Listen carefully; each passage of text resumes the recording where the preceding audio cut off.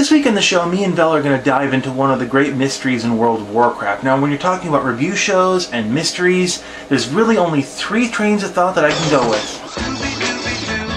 Where are you? We got some work to do now. No, that's a little cliche. It's been overdone.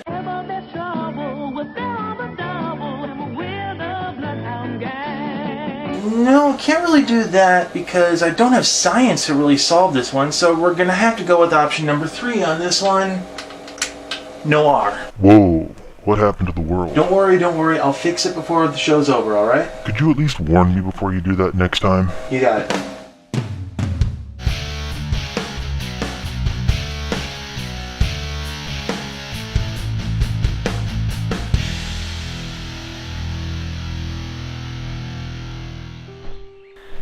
This is the city, Stormwind, Eastern Kingdoms. We adventure here.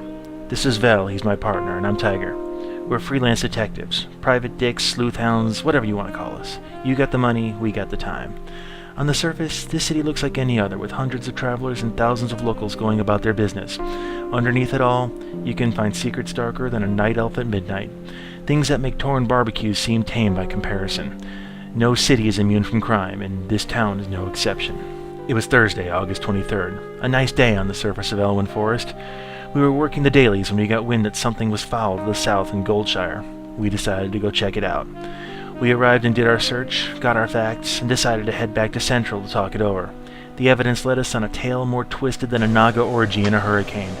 Okay, Vel, look, I'm stumped. I have no idea where to go from here. I think we've exhausted everything. You've checked the files? Yeah, I ran through everything, and there's no priors, there's no missing persons report, there's no history to this.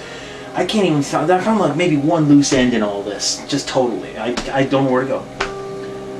I want to run through the evidence one more time. Not again. Look, it's all right here. There's gotta be something in this that we overlooked. I want to look through it one more time. That's all I'm asking. Fine, one more time. I'm gonna need more help. You and me both, brother. You and me both. Alright, let's start from the beginning.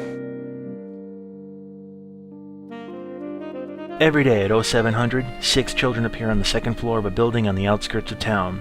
Cameron, Dana, Aaron, Jose, John, and Lisa. They immediately walk out of the house and onto the street. It's more of a dirt road. Okay, road. They immediately run along the road like a moth to a flame, heading north to Stormwind, where they stand in a pattern in the entryway of the city. Cameron is always in the center, and all of the other children stand in the same positions relative to where he's facing. They occasionally shift and move, but they always maintain the same standing pattern. 0715, the children suddenly run south to Goldshire, where they stop in the center of town and repeat the standing display. They remain as oblivious as a Fox News reporter to the outside world as they stand in their pattern, shifting at seemingly random intervals. 0730, the children run from Goldshire to the outskirts of Northshire Abbey, where they repeat the same behavior. 0740, the children slowly walk back to the house north of the main city and re-enter the room they appeared in. Once there, they stand in a rectangle pattern, only occasionally shifting and moving. And 2 minutes later, that voice. You will die. I know that voice. That's Cthulhu, one of the old gods. You never forget it. The children stay in this formation until 2000 hours, at which point, they vanish. Up until this time, they do not speak, they do not respond, they simply stand there. The children are also unresponsive to the world around them, seemingly oblivious.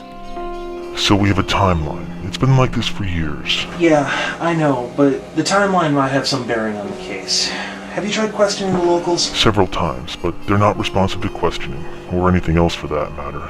But they'll happily sell me their gear. Alright, big surprise. We're getting stonewalled by the locals. It's probably something they don't want to talk about. Or they just don't know about it. There is no way that they could not know about this thing, and considering all the clues that you sniffed out. Is that supposed to be a joke? No offense, man. None taken, I was just asking. Look, I'm sorry. This case has me a little on edge, alright? There's something about it doesn't mesh, doesn't fit right. There's something there. We've been through that too. Alright, once more. First of all, that's the same house where the skinning and leatherworking trainer are. Why aren't they even fazed by the children appearing and disappearing daily? And why would they set up shop so far out of town? Have you ever smelled the inside of a deer? I live in Wisconsin. Deer season is almost a religion out here, but we both know that's not the only piece to this puzzle. Outside the house, the 2 skulls you found just out to the west? They look like animal skulls. It's hard to tell. I mean, they're very small, almost child-sized, and they're both facing the house where the children appear. Years upon years, and they remain undisturbed. And what about those docks? I didn't understand that either. Why are there stairs going into the water and funeral pyre lanterns on the end of the pier? And the fishing trainer is named Jason Mathers. I know that's meaningless on your side, but on my side of the screen, that's more than just happenstance. Same with the crazy cat lady. Why does she have a bloody meat cleaver still in her hands? She may be butchering food for her cats? Well, that's not likely. There's no blood anywhere and no evidence of butchering anywhere. And what about the carving we found on the table outside the room with the children? That's something a child would do easily. And the music. Music? On my side, music plays as we go around the world. I told you about this. Once, but I thought you had imagined it. No, it's very real. I once woke up one of my roommates with it. But as we entered the house, the music changed from its normal happy sounds to its eerie music that I've never heard anywhere else in the world.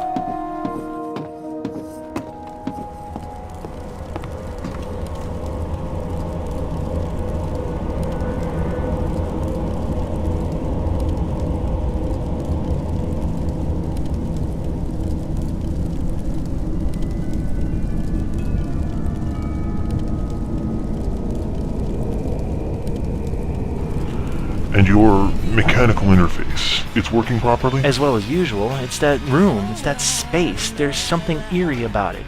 But the big question is about the Goldshire graveyard. Why are there 6 plots boxed out and the 7th one is freshly mounded over? I don't have an answer to that, and we don't have permission to dig up those graves. I know. I just can't help but feel that something is going on here. Something deeper than we know. Like what? I believe there's something going on with the Skinner and the leather worker. They know more than they're letting on. There's no way they could miss the children walking past them every day. And the 2 skulls are too perfectly preserved and no animal will touch them. That's just unnatural. As a hunter, you should know that. It's odd, yes, putting food for her cats. If you look at the inn, there's pictures on the wall of pre-flood Thousand Needles. It's very possible there might be a lead there too, so... Or it's simply unexplained for now. It could be a premonition to a future event, or a long past event, or it could just be there. It could be that it's a final piece of evidence has just not yet been unearthed. Or it could just exist without explanation. You're right. I know you're right. Logically, I know you are right, so fine. We'll put this one in the cold case files, but there's no way I'm letting this one go that easy. I know. But the evidence point to not enough evidence. Look, someday one of the townsfolk might let something slip, and when they do, we'll be ready for it, and we'll be all over them like ugly on an orc. Okay, we're done. That's it. We're done. Go get some sleep. You look like you've been on a bender with a panda in. Look, I didn't have a fedora, and this is the best I could do on short notice, okay? Give me a break. Well, I could have loaned you mine, you know. Vel, I don't think that's possible to pass it through the monitor like that, but, I think... Oh, don't worry, it's plenty large enough. If it'll fit on my head, it should fit on yours. Yeah, about that. I think it looks better on you, Vel, so thanks for the offer, but I think I'm good for now.